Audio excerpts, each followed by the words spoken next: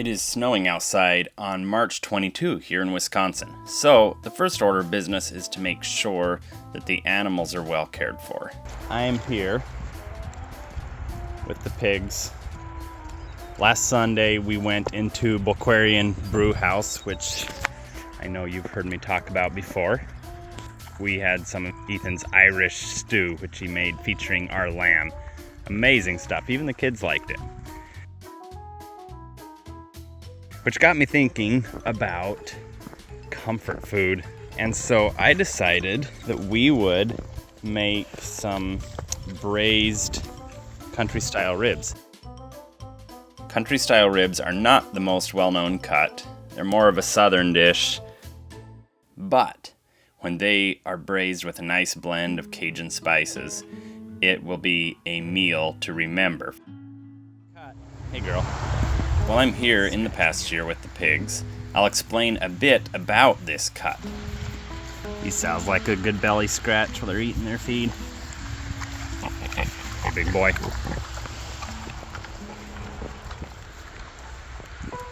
This cut is not a rib at all, but it comes from the front of the pork loin just under the shoulder blade. It's a deeply flavorful and well-exercised muscle. Often irregular in shape and size, the country-style ribs may not present on a plate the same way as chops, which could be part of its lack of popularity. So now it's afternoon, and I'm back in the kitchen, and we're thinking about supper. So I had these country-style ribs salted a couple days before, placed in the fridge to dry brine a bit. We like doing that with most of our meat before we cook it. Like I said before, country-style ribs are not actually a rib. The only similarity is that they do well with low and slow cooking methods, such as smoking or braising. So they are generally cut into chunks and are not always the most pretty or uniform, and vary depending on which butcher you get them from. So they shine in dishes where plating a fancy cut is not necessary. We are going to start by making a simple spice mix to coat the meat before browning in our braising pot. We'll mix together in a little dish a tablespoon of paprika, 1 teaspoon garlic powder, 1 teaspoon fresh ground black pepper, 1 teaspoon oregano, a 1/4 teaspoon thyme, 1/2 teaspoon cayenne. You can go a little heavier on the cayenne if you want it maybe a little more spicy, or add some chilies. Do what you want with this. Since the meat has been in the fridge, it is a bit dry on the outside, so I'm going to coat with olive oil to help the spices stick. Season these guys well all over, as this will be the base seasoning for the pot. Right now I'm going to switch to getting the oven preheating to 350 and get our cast iron Dutch oven heating on the stove top.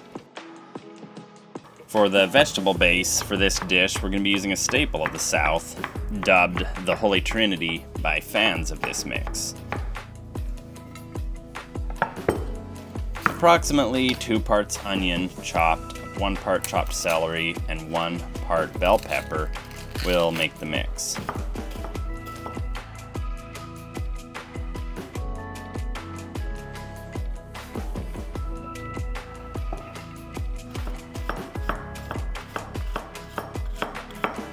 Once these are chopped and prepped, we will add some olive oil to the pan and get it nice and hot. Brown our meat in batches. Just a quick brown on all sides will do.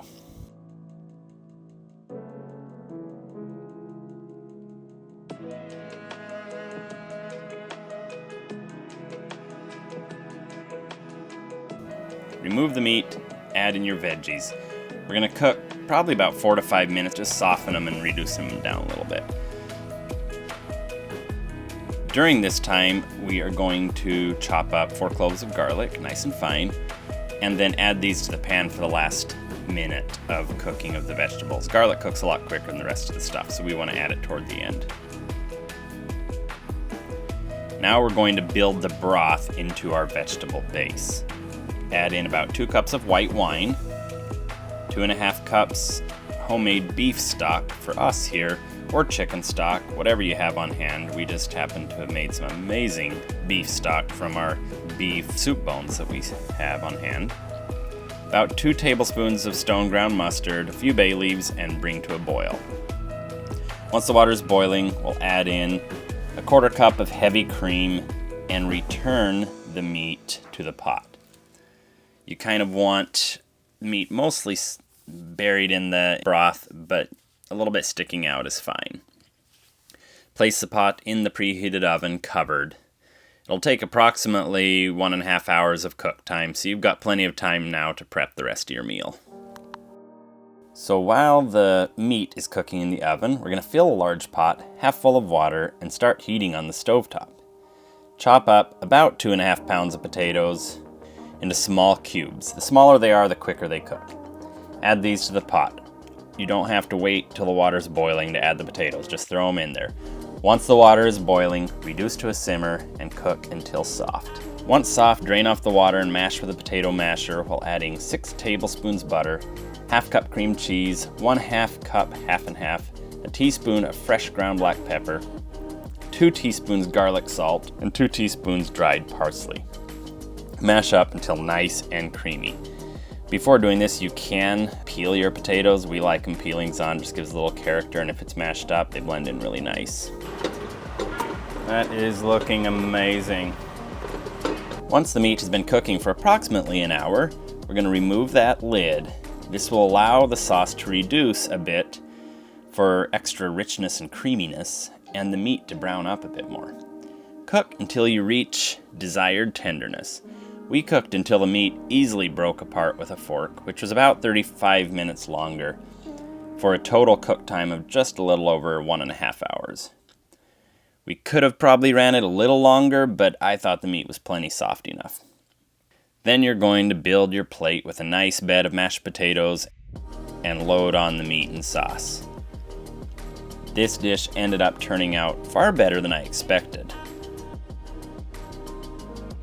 From that first bite, it was a symphony of rich and comforting flavors and spices. The saltiness was just right from pre-salting the cuts without any added salt during the cook. Credit for this recipe definitely goes to Nettie for adjusting the spices that were used to perfection. This is one we will definitely do again. I highly recommend you go and try it out for yourself. It might be nice watching it, but I guarantee you it's way better eating it yourself.